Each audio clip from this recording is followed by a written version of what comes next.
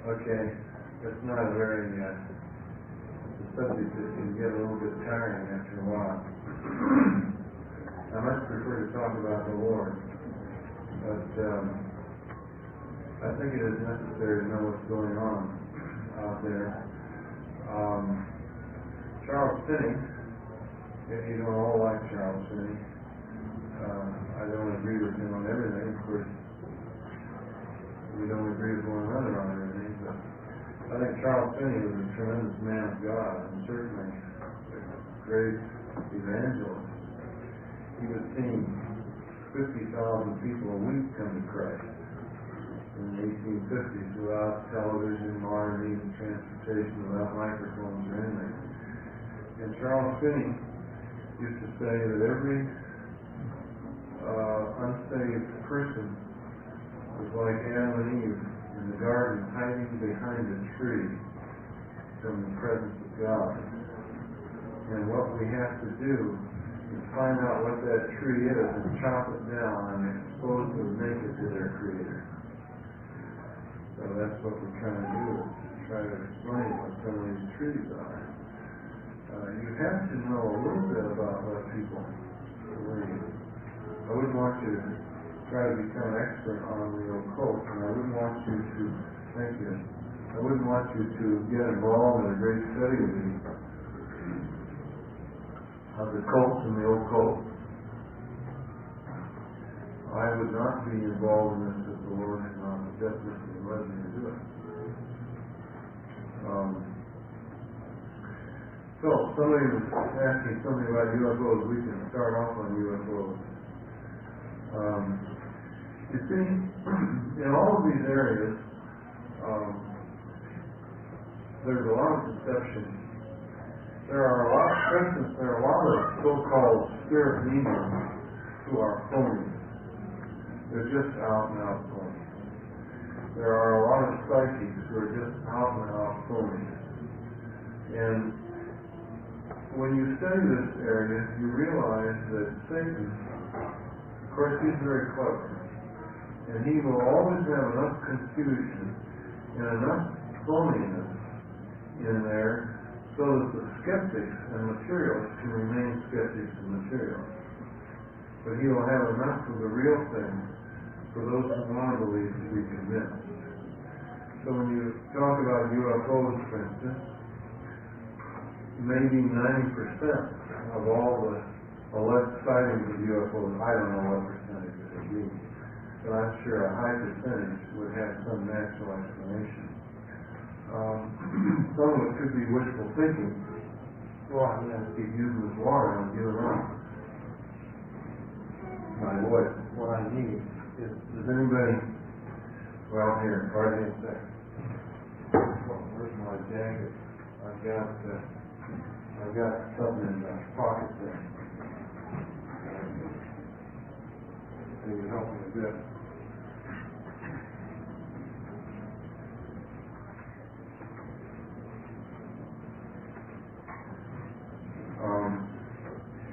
There are probably a lot of so-called sightings of UFOs in Outfield. I think there are about 1,000 sightings a day estimated around the world. But there is a hardcore of sightings that definitely cannot be explained by naturalistic means. This is not some super technology that the United States has developed and the Soviet Union has developed. They appear both over the United States and over the Soviet Union. Did any of you see Close Encounters of the Third Kind? Some of you saw it. You might say, what is the purpose of UFOs? The message of Close Encounters, of course, was that our salvation is out there somewhere.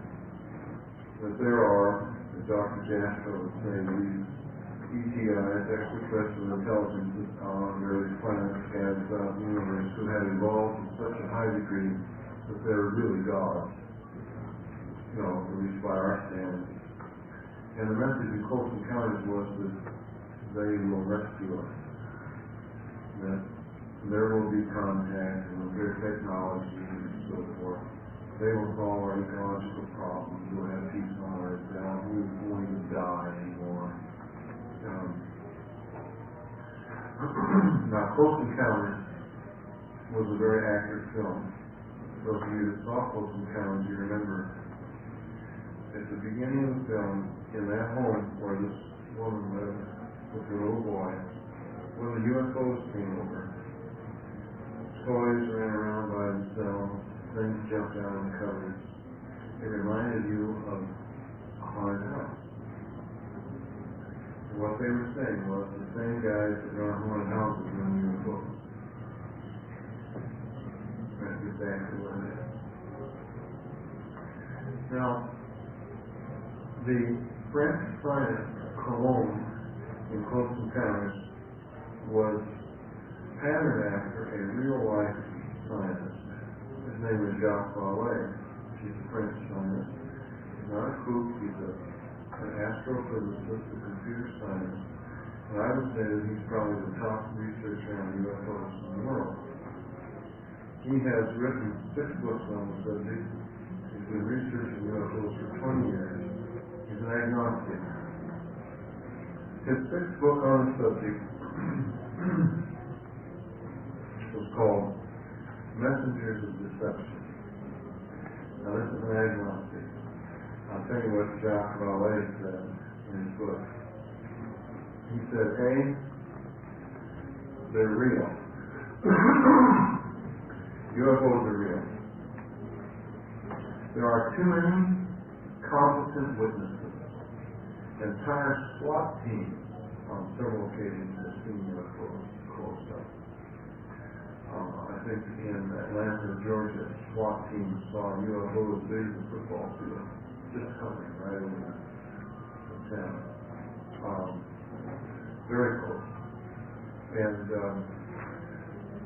airline pilots have seen them, fighter pilots have chased them, astronauts have seen them. We've tracked them on radar. There are just too many sightings by competent witnesses. You just can't dismiss it. It's not a hallucination, in other words. Okay? So, Jacques Vallée in Messengers of Deception says, A, they're real. B, this might surprise you. I'm sure it surprised a lot of non-Christians. B, he says they're not physical. Now, we have a lot of reasons for believing that. For instance, we've tracked UFOs on radar doing 7,000 miles an hour, and without slowing down, they make a 90-degree turn. Well, physical objects just can't do that. How does non-physical track on radar? Well, just wait a minute, we'll get to that. He says, how does non-physical track on radar, okay?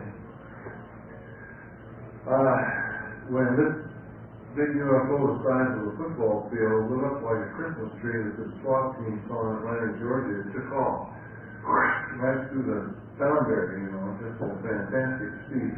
But it didn't go, it didn't make any sound. Physical objects don't break the sound barrier without making sound. Even those who believe that there are, I personally do not believe in extraterrestrial intelligence. You can ask me why later on somebody, that's not good, and I won't go, we'll gallop too much now. But I don't believe in extraterrestrial intelligence from the Bible. I believe there are only angels or demons out there. They're not humanoids. God doesn't have some other worlds out there. In other words. But the atheistic scientists who believe that life is out there, could happen by chance on this planet, could happen by chance out there, so they reason, have come up with statistics such as this. If there were 1 million other worlds just in our galaxy that had life on them, capable of deep space exploration, it would take 10,000 launchings per year from each one of those 1 million planets for the laws of probability to allow one UFO, one space vehicle from one of those planets per annum to enter Earth's atmosphere. You know, I say that you got 1 million of them out there, 10,000 launching is a deep space probe per annum from each one, in order for the chance that even one per annum would find the United States, would find the youth of the world. But we're seeing thousands of them. Another reason why we don't think they're physical planets out there. So, Jacques Vallée says, A, they're real, B, they're not physical. He says, how can we track them on radar? Well, as a matter of fact, let me just finish and then we'll come back to that. A, they're real, B, they're not physical. C, they're messages of deception. This is a non-Christian agnostic. That's where the title of this book comes from. D, they are psychologically programmed to disperse for some ultimate deception that is too horrible as yet to imagine. This is a non-Christian agnostic based upon his research. In fact, he makes this statement. He says, based on his research, if humanity were confronted with the reality behind UFOs, it would just destroy our minds. He believes it's so horrible. It would be so frightening. Well, I think it's very close to what Jesus said. Deception coming upon this earth will be set up for the Antichrist. All right, now how can non-physical things be tracked on radar? Well, that's an occult phenomenon.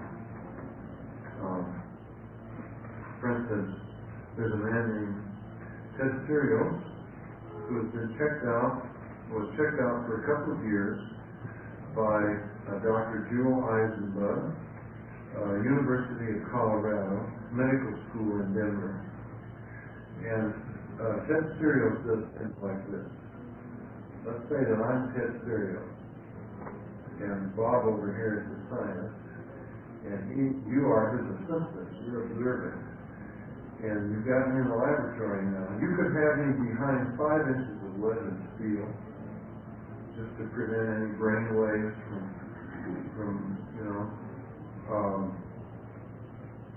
he's going to photograph me.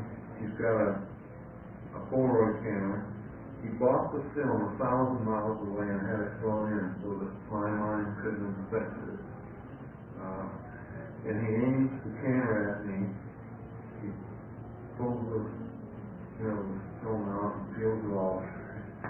And it's a picture of the Taj Mahal. Or it's a picture of a building in Chicago that burned down 30 years ago. You don't have to have a lens on that. You could have a lens cap on your camera. Have this thing taped over, or have no lens at all, it doesn't matter. One of the images that Ted Sirios produced on film, how many bodily one of the images that Ted Sirios produced on film was a shot of a Russian Vostok rocket zooming through space, far from Earth, way out there. And the picture was shot from just outside. See, what? Accurate. Yeah. You see, people like Randy the magician will say, oh, Ted Sirios, he does it by sleight of hand or something, Well, how's he going to get a shot of a rocket out in space shot from just outside, even if he could slip that in there somehow. Now, the thing about, there's another connection here. The thing about that Dr. Eisenbud knows about these photographs that Ted Sirios thinks he produces them with his mind. By the way, Ted Sirios developed this power under hypnosis. And we want to talk more about that because hypnosis is an occult device. And yet, hundreds of Christian psychologists, so-called, are using hypnosis. Hypnosis is coming in the church. By the way, the memory of UFO abduction, so-called, only comes out of hypnosis. You don't remember this constantly, but you develop psychological problems, nightmares, you go to your psychiatrist, hypnotizes you, find out what it is, he regresses you back, and suddenly out comes this memory of being abducted for a UFO. So there's a lot of connections I want to make, we'll talk about those later.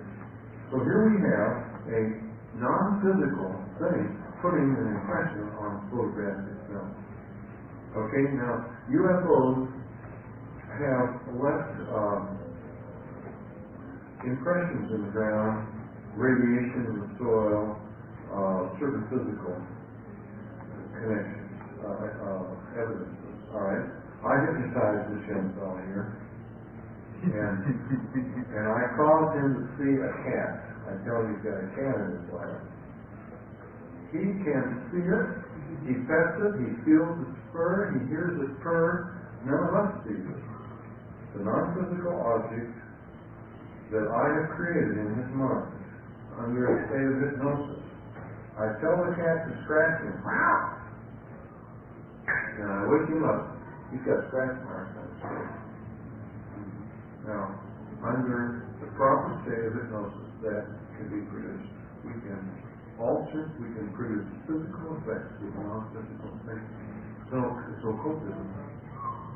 I mean, how did Satan put boils on Job? How did Satan have a wind knock a house down? And you notice in every instance, Satan had such control that there was always just one survivor left to go back and tell the story to Job. Now, he has this power only as God allows him to have this power. So, I believe that UFOs are a demonic intrusion into the space-time-matter universe, like an apparition of a ghost in a haunted house or whatever, like a poltergeist. And they are part of a deception to make men believe that there are civilizations out there that one day will rescue us. Now, some of the UFO cults have even received transmissions from the Space Brothers indicating that when they take over this earth and they impose peace upon us and this new one world government, that everyone who does not accept their control is going to be smashed off of this earth on a UFO. Now, I'm not saying that is going to be the explanation for the rapture. I think Satan is going to have a better, more scientific explanation than that. But anyway, this is part of the philosophy going on in the world. So that's what I believe about UFOs.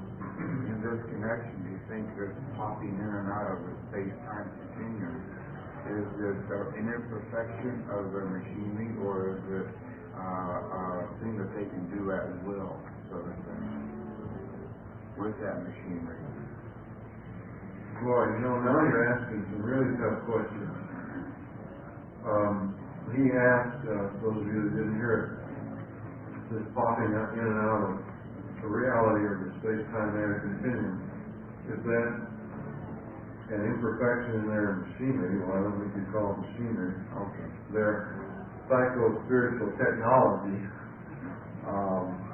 or what is it, I mean, why doesn't Satan just do a whole lot more? Well, I've given a lot of thought to that. It really is difficult to know. I have talked to people who, for instance, Satan has gone too far with them on a drug trip or in a seance or something. Satan has gone too far, and he's freaked them out and frightened them right into the arms of Jesus. It goes back to what Screwtape said. We devils face a cruel dilemma. When they're materialists, and skeptics, we can't make magicians out of them. When they believe in us, we can't make skeptics out of them. Just which way are we going to go? He doesn't quite know which way to go. Also, I believe that Satan can only do these things to the extent that God allows him. The book of Job will indicate that.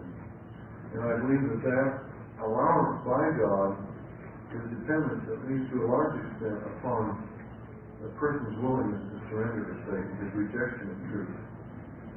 And I don't think that line has been crossed for humanity in the way that it will be crossed when the rapture occurs and we're taken out of this world, and then God says he's going to send a strong delusion. They will believe a lie, those who refuse to love the truth.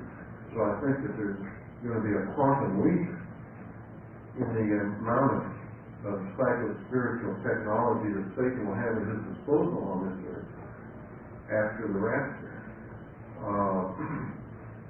But exactly how it works, I mean, I could go into a whole lot of stuff. For instance, there's some kind of, maybe some of you computer geniuses could study this, but there's some kind of an electromagnetic connection. Most of the great psychics have suffered a severe shock, an electrical shock, or a blow to the head or something. Like Hercule. Hercule's had a blow to the head, but a lot of the others have had a hard electrical shock. And exactly what this does and what it opens the person up to, and the electromagnetic connection between the spirit world and the neurons and the brain, and I just don't know. But anyway, as Christians, we know that we can shut this down. So I don't know if you're in touch at all with the Counterfeits, are you? From Vichy's friend. And the Counterfeits are very good friends of ours. And they were telling us when we were visiting them in France that there was a convention of yogis, mystics, that was held in Vichy, because Vichy is kind of a, well, it's also, yeah, well, they've got the Vichy water, the mineral water and so forth, and they have a lot of conventions there. And they had their group of young people from their assembly really pray and bind these spirits and come against them in the name of the Lord. And they shut that thing down. And this was a big convention of these guys, and they were going to do all kinds of fantastic things. You know, the papers were full of it, what they were going to do, and they couldn't do anything. And after one day of failure, they just closed up shop and left. So we don't know how it works, but as Christians, we have the authority in the name of Jesus to take dominion over Satan. So what you're saying in 2 Thessalonians and the Holy Spirit is that hindering. Right, I believe so, yeah. Now there will be Jews who believe, 144,000 believers who will be preaching the gospel. There will be some people who will come to Christ who will lose their lives for their testimony during the Great Tribulation. But it's going to be a whole lot different on this earth than it is now. We think it's bad now. It's just going to be something horrible. Yeah. You may have touched on this already in my absence. I didn't apply to you. Down in Fairfield, Iowa, we have a dome. Right. People are supposed to be levity. Right. Yeah. Did you comment on that? Yeah, no, we didn't comment on that. We talked about it in the coal explosion and in the study guide. Of course, the goal of Maharishi is to take over the world. He has set up his world government of the Age of Enlightenment with himself at the head. And these people who are being trained in levitation, they're supposed to be able to levitate, become invisible, and walk through walls.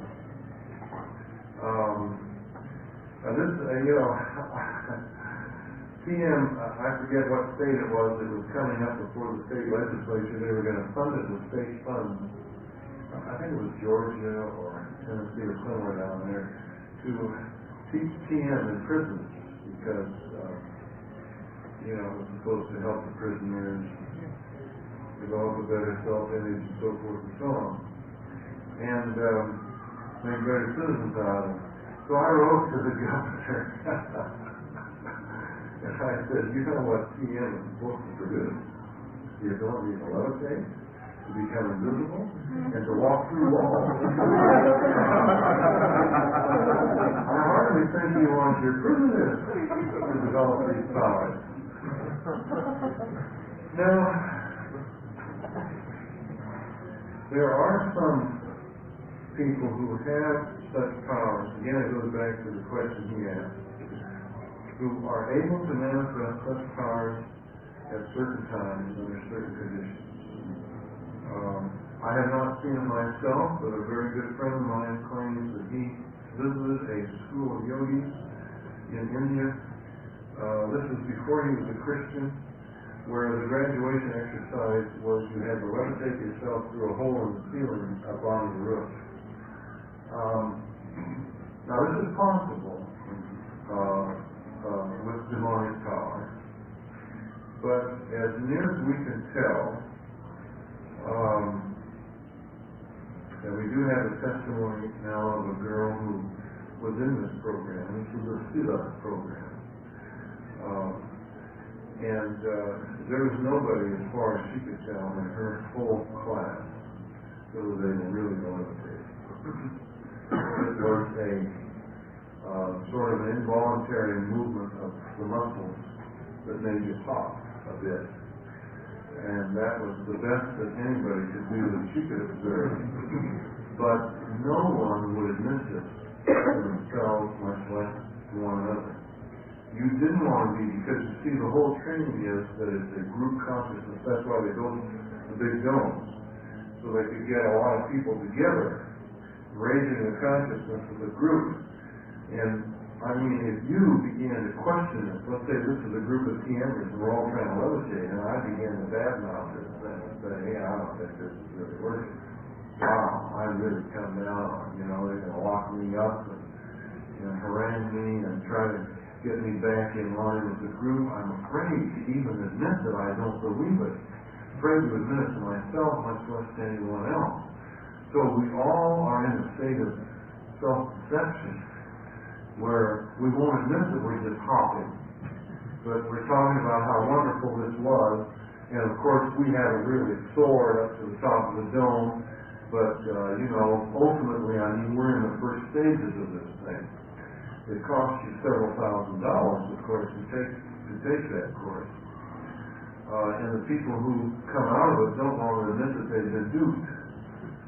So you'd have a hard time finding anyone who would admit that they didn't really levitate. But they don't demonstrate it. And I noticed that Maharishi, who's the great master, he still uses the helicopter, So he's not flying around. He thinks that he ought to, if this is really true. So, A, it is possible. B, I don't think you're going to get as many people as there are in the TN movement to do this all at once. There may be some special cases you have to really be demonized thoroughly in order to have those kind of powers. There are some people who have those powers. But, yeah, that's right. We're not too far from Fairfield. Larry International University. Yeah. Morning, you commented how that if we know people maybe in a cult or something, that the one thing you should do is keep in contact. My question is, how much contact should a Christian keep in touch? Because say if the Christian is not really strong Christian and still you keep in contact, what's the possibility of that Christian being able to be converted over to theirs and so on? Well, we ought to be strong Christians. First of all, let me give you, it doesn't take, what is a strong Christian? A strong Christian is not someone who has developed the strength in himself, but someone who is in the arms of the Lord, underneath of the everlasting arm. Let me give you an illustration. A very good friend of mine was one of the founders of the Hare Krishna movement in the U.S. He was in the Hare Krishna movement for 9 years. For 3 years, he was editor-in-chief of their Back to Godhood, their magazine. And in fact, he was their public relations man who flew around the country to meet the press, talk to people when there were complaints, at the Chicago airport or whatever. So he was one of their top men. And it's tremendous how the Lord rescued him. And boy, he's got quite a testimony. And one of the things that really finally, there were a lot of stages along the way. You see, understand this about a lot of cult members. He went into the Hare Krishna movement because he was disillusioned and fed up with materialism. He was well educated, he came from a wealthy family, but he realized that happiness and fulfillment is not in materialistic success. And he was disillusioned with materialism and the orientation to the dollar in America. He wanted to be delivered from lust. He wanted really to be spiritual. And these people offered that. First of all, in the Hare Krishna movement, there's about a 90% divorce rate. For a number of reasons that I won't go into. And he experienced this separation from his wife. Disillusionment, he saw that he wasn't really delivered from the lust that he wanted to be delivered from. He saw the hypocrisy even of the Guru himself, although most of them would not admit this. And then when one of his close friends, who was the head of the Krishna temple, walked into a lake at St. Louis in January 2 years ago with his prayer beads in one hand and the 45 in the other hand, and got up to his neck and blew out his brain. That just something kind of snapped in my friend. And up until that point, he was saying, there's nothing wrong with philosophy, there's something wrong with us. We just can't live it. But he began to see that it was the philosophy that had produced this. He was watching Christian television. One of the things that I know a number of cultists and occultists who come to Christ through Christian television because the thing that attracted them was prophecy, talking about the Middle East. And he would say to himself, why isn't this in the Vedas? The Vedas are the scriptures, they're so good, they've got all the answers. Why doesn't it tell us what's happening? It seems to be in the Christian Bible that's explained about Russia, and so forth. And so finally he called this program, this television program, and I would have to admit that, there's some things on that television station in Los Angeles, the Christian channel, that are just, unbelievable. I would think would turn people off. But anyway, the Lord is very gracious. Instead of getting some sweet, well-meaning little old lady who knew nothing about the occult, who I would have thought he surely would have gotten because that's all they've got on the phones over there. The Lord connected him up with somebody who'd been into TM. And this young fellow was wise enough. All he did was ask questions. You can often do more with a cultist and an occultist by asking questions than arguing. And so all this young fellow did, he said, well, what are you into? Well, I'm in the Hare Krishna movement. Well, why are you into it? Because I want to be delivered from blindness. And I want to reach a higher spiritual plane. And so the fellow on the other end of the line said, well, did you reach it? And he said, no, I haven't. No problem. So he said, do you know anybody in the movement who has? He said, no. And then all the other fellows said was, well, I used to be in a similar movement involved in Hinduism, meditation, yoga, and so forth. And I couldn't reach it either. And I personally found out that it's only through Jesus Christ that we can be delivered. That was all he said. Well, I'm telling you the story for a reason, because you asked about weak Christians. Okay, so he began reading the Bible. He read The Late Great Planet Earth. That was a book that really helped him. Now, the only Christian that he knew, and his name is Ed Sinester, the only Christian that Ed knew, Christian, quote unquote, was the young lady who was in the Worldwide Church of God. He thought that was Christian. But she was also involved in the Hare Krishna movement. So he thought, well, Christianity must be pretty close to the Hare Krishna movement, but there must be some difference. And he had heard things on television, he read in the Bible about Jesus who died for our sins, and he was at the point of wanting to make a decision and not knowing how. So he got in his car to go to see this Christian, to ask her. Well, by the grace of God, on the 60 miles an hour on the freeway on the way to her house, the Lord really revealed himself to Ed, and he was born again right there in the car. So when he arrived at this girl's house, he was quite excited and knocked on the door, and he said, I just got saved. I just met the Lord. And she said, well, now you understand, of course, that Herbert W. Armstrong is the only one who really knows the truth. And he has the right interpretation of the Scriptures. And you've got to follow his teaching. And you have to keep the law. And she began going on like this. And he stood there for a few minutes and he said, that's not Jesus I met. And he turned around. So what I'm saying is, you don't have to be such a strong Christian necessarily. The Lord will protect us if we really are surrendered to him and are crucified with Christ. Now, this is a story that comes to understand a lot of questions and problems and so forth. But I believe that the Lord is able to keep us if we're simple disciples. So I would say, keep in touch, no matter how simple the Christian is. Don't try to engage in arguments and so forth. Just love that person. Witness to them about Christ. But I don't think you should be afraid. You're really walking, I'm not saying about you, but my friend who's really walking with the Lord and really wants God's will for their life. It's really friendly to him.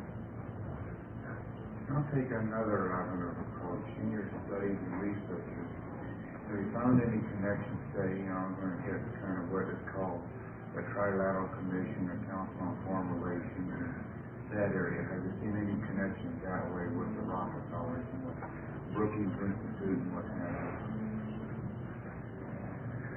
Yeah, well, he's asking the connection between the Trilaterals and Brookings Institute, Aspen Institute, and so forth and so on. Yeah, the political economic thing. Right.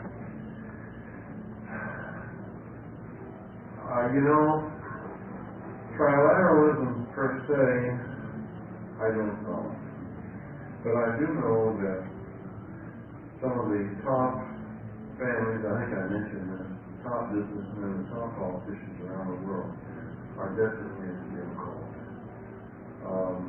Queen Victoria, for instance, was, just going back a few years, was very much into the occult. One of her servants, named John Brown, was a medium to whom she maintained contact with Prince Albert, her dead husband. I can go on down the line. President Lincoln, there were seances in the White House. During one seance, the grand piano like this took off and started floating around the room. And Lincoln and some of his cabinet members tried to hold it down and couldn't hold it down. Lincoln got into this because he lost two sons, and his wife wanted to try to contact him. It came about, he was trying to contact the dead. What was his name? Mackenzie, Prime Minister of Canada, a few years back, was into the occult. I believe the present Prime Minister, Trudeau, is into the occult. So, not because they're trilateralists, but because some of the, like where I come from in Los Angeles, I could name some of the wealthiest families, highest society, the movie stars that are into the occult. All right, now the whole idea of the trilateralists, which is to create a one-world government and to bring peace, or the Club of Rome, or whatever it is. Any group of people who believe that by humanistic methods, by political methods, somehow tapping the goodness within the human race or imposing it to this, they're going to create a paradise on earth. They are into the occult, whether they recognize it or not, because this whole idea, the humanistic idea that is based upon faith and life, so there is a connection. Exactly to the degree that there is a connection, I can't say, because naturally it's very difficult to find these things out. And so I think, personally, that some of the books that are written about the trilateralists and so forth probably have a lot of speculation and are not necessarily all that true, all that valid. But certainly there's a lot of perception out there that we need to know about. And a lot of political problems, too. And a lot of things that are going on that I could tell you about, but that really are confidential, that I know that are going on in the government that would shock the average American. I wouldn't want to infringe upon that confidentiality. Yeah. Okay? Yes. You're in a business that Satan's not very happy about, obviously. How has God led you to deal with some of, maybe some of the things that Satan would do to discourage you in your writings and your thoughts and things? Yeah. Okay, so she's asking a question that very often people ask, well, how can you continue in this kind of work without Satan attacking, trying to do various things and so forth? Well, I personally feel that every one of us ought to be in a spiritual warfare in this state, and I do not expect attacks from Satan. I just do not believe that I should tolerate that. The Lord says that He has given us authority and dominion, and therefore there would be something wrong if I were being harassed in my life. I don't say that there are not attempts sometimes, but we just don't expect that sort of thing. Sometimes it does happen when Robbie Maharaj and I were, I was in Switzerland where he had his headquarters, and we were just going over the manuscript for the book Death of the Guru. We were sleeping about a mile apart, and one night we both had a really terrible attack, a demonic attack. And he was ill the next day, could not go on. But that would be rare, because in the name of Jesus we have authority. So that we should not allow these things to be happening. Now, of course, there would be temptations when I would leave his home at 1 or 2 in the morning after we've been working all day, and I'm walking down a lonely road in Switzerland in the mountains with snow and trees running over and so forth. You could begin to almost imagine something that's going to happen to you. I remember when I flew back to the United States with the manuscript, this was the only copy of the manuscript, and the thought entered my mind, supposing the plane goes down, I better have a Xerox copy made. Xerox is terribly expensive in Europe. And we better send, or maybe I better send the manuscript on a different flight or something, and then I would realize, no, that is an idea from Satan. And I am not going to be afraid. You see, the moment you begin to be afraid, then you put yourself in his hands. And you become subject to him because now he's got control of you. Hebrews chapter 2, verses 14 and 15 say, inasmuch as the children are partakers of flesh and blood, he also himself likewise, that is Christ, partook of the same, that through death he might destroy him who had the power of death, that is the devil, and deliver those who through fear of death were all their lifetime subject to bondage. So we must be delivered from fear. And, that's one of the things that we want to say in our last session, is that Christians, we have nothing to fear. If we know the Lord and we're walking with the Lord, we have nothing to fear from Satan. And so we wouldn't want anyone to go home and have nightmares